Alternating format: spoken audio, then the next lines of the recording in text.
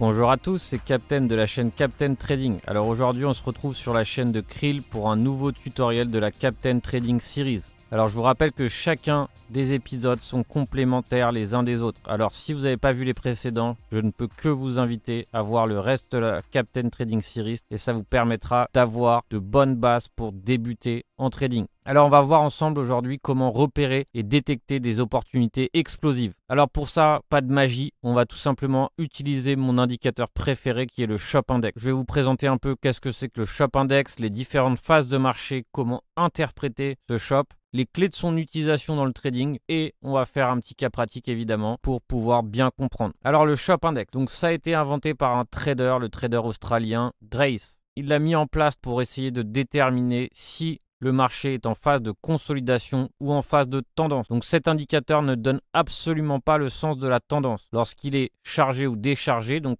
il faut penser à une espèce de jauge d'énergie, mais en aucun cas on sait dans quel sens ça va partir. C'est très important de le comprendre. C'est juste tout simplement pour nous donner une idée approximative si un mouvement a largement assez consolidé ou si tout simplement il est fatigué et dans ces cas-là il vaut mieux prendre éventuellement ses bénéfices si on est sur un trade. Quel est le gros avantage de cet indicateur? Pour ma part, c'est m'indiquer s'il y a un mouvement explosif à l'approche ou tout simplement me prévenir si un mouvement est fatigué. Alors il est très important de comprendre, et ça je vais le répéter plusieurs fois, c'est qu'il nous indique absolument pas s'il faut long ou short. Tout ce que ça nous indique, c'est qu'un mouvement est prêt et donc ça peut arriver très rapidement en fonction de l'unité de temps. Donc n'oubliez pas, juste pour nous prévenir qu'il est temps éventuellement de se placer tout simplement parce que le prix a largement assez consolidé. Alors les phases de marché. Donc il est important de comprendre que le marché se compose de deux phases majeures. Donc la consolidation compression, en anglais on appelle ça agité incertitude, choppy market. Donc c'est ce qu'on appelle un chop,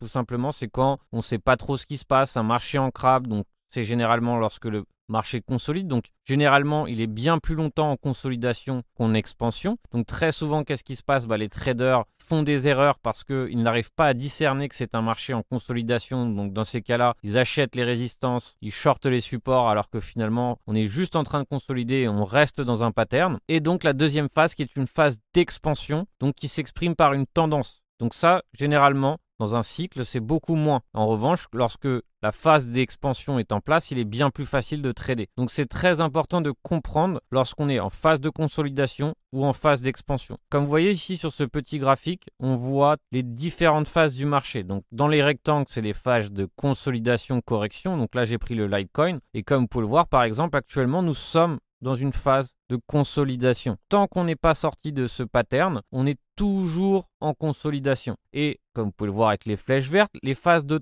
tendance. Donc si vous remarquez par exemple, actuellement nous sommes sur une phase où le shop est chargé. Donc qu'est-ce que ça veut dire? Ça veut dire que finalement très bientôt, dans cette unité de temps qu'on a vue, on peut voir que la consolidation est proche d'une expansion. Donc c'est ça, c'est ce à quoi nous sert le Shop Index. Tout simplement repérer lorsque la consolidation est assez mature pour nous donner tout simplement un signal, soit évidemment anticiper un signal long ou soit anticiper un signal short en fonction évidemment du reste des signaux. Mais moi ce qui me sert, à quoi ça me sert, c'est tout simplement me dire voilà, ok, sur le LTC, le shop daily est chargé. Par exemple, la prochaine fois qu'on va sortir de ce range, si on a une confirmation éventuellement, je saurai que c'est un mouvement assez violent qui va se mettre en place et dans ces cas-là, peut-être essayer de suivre la tendance un maximum. Voilà une des raisons de mon utilisation. Donc toujours, rappelez-vous, phase d'expansion, phase de consolidation et derrière évidemment c'est ce à quoi va nous servir le Shop Index, tout simplement détecter si le prix est proche d'un mouvement explosif. Je vous ai un peu introduit finalement ma façon de l'interpréter, on va éclaircir les points que je viens de donner. Alors il faut comprendre d'abord que le Shop Index est un indicateur borné entre 0 et 100 et donc si les valeurs sont supérieures à 61, donc même à partir de 55,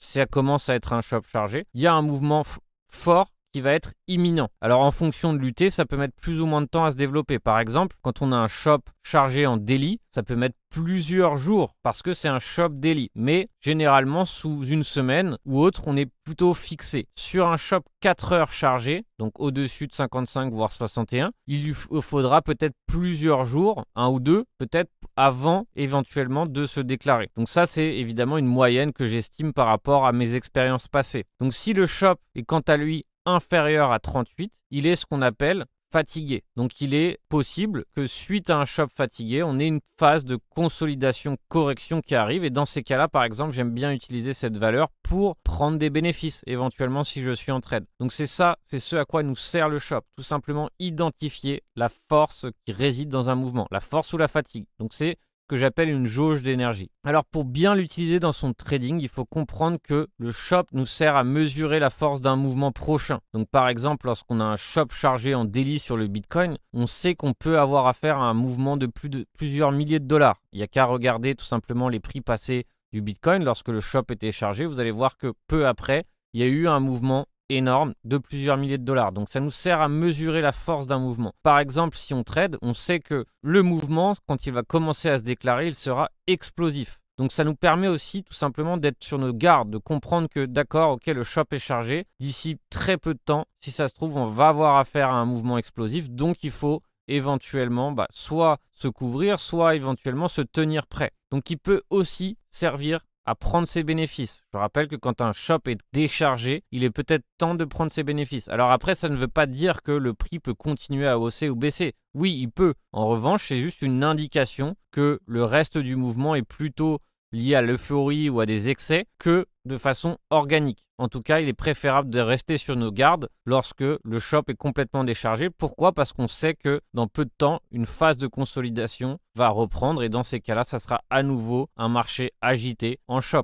Alors, on va maintenant utiliser le trading terminal. Je vous rappelle qu'à chaque fois, j'aime bien utiliser le trading terminal. Pourquoi? Parce que ça permet tout simplement de prendre des trades, de placer son plan à l'avance, placer son stop loss, son take profit, son point d'entrée, éventuellement en limite, attendre que le trade se mette en place et derrière, on n'a plus rien à faire. Il n'y a plus de psychologie derrière. Si on a bien fait son plan, on le respecte de façon rigoureuse, on n'a plus rien à faire. Et c'est ça l'avantage d'un trading terminal, c'est que derrière, le reste du décisionnel appartient à la machine, tout simplement parce que nous, on a posé notre plan, on n'a plus qu'à attendre que le trade se mette en place. Alors maintenant, me voici sur le trading terminal. Donc maintenant, je vais juste prendre un trade, donc pas que en fonction du shop, attention, parce que derrière, ça m'indique juste qu'il y a un mouvement explosif qui arrive. Donc là, en 1 heure. Donc c'est un petit mouvement. D'accord? Je vous rappelle que plus le shop est chargé, plus le mouvement sera important. Donc par exemple, ici, en 12 heures, on voit qu'il est en train de complètement se recharger suite à un énorme mouvement haussier. D'accord? Donc ça, c'est très positif. Mais regardez ici, quand le shop était complètement déchargé,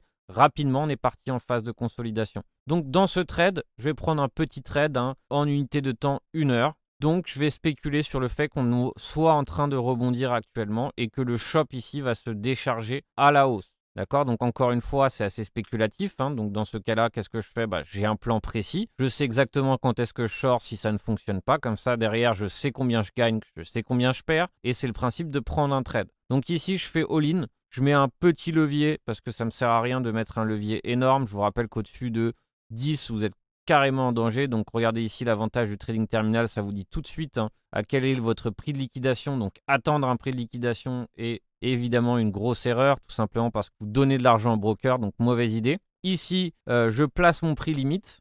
Je souhaiterais acheter par ici sur les 25 $. Et derrière, je place mon take profit et mon stop loss. Donc mon stop loss, je le veux assez proche, donc pas trop proche non plus, tout simplement pour pas me faire avoir sur un à-coup de volatilité. Et derrière, mon take profit, je le veux de façon assez ambitieuse, tout simplement, avec ici, pourquoi pas 27 $.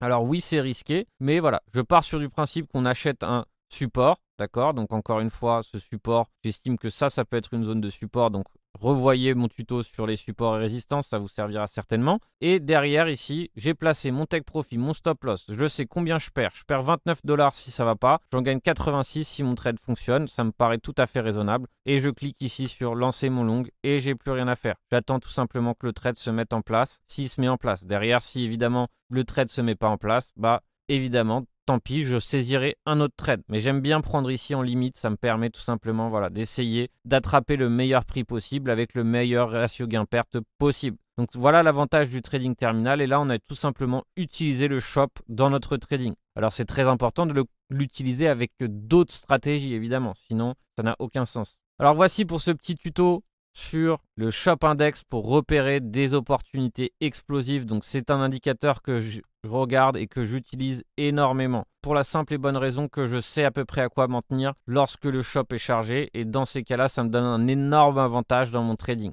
j'utilise très peu d'indicateurs globalement dans mon trading. Donc voilà, un de mes préférés et je pense qu'il peut vous plaire si vous savez l'utiliser correctement. Donc normalement, vous avez toutes les clés en main pour l'utiliser et le mettre en place dans votre trading. Alors si ces épisodes de la Captain Trading Series vous plaisent, n'hésitez pas à mettre un petit pouce bleu, à suivre la chaîne de Krill et évidemment à cliquer sur les notifications si vous souhaitez être averti de la prochaine Captain Trading Series. Si vous avez des questions sur le tuto, n'hésitez pas à les glisser en commentaire, on se fera un plaisir d'y répondre. Et moi je vous souhaite un bon trading à tous et on se revoit très bientôt pour un nouveau tutoriel de la Captain Trading Series.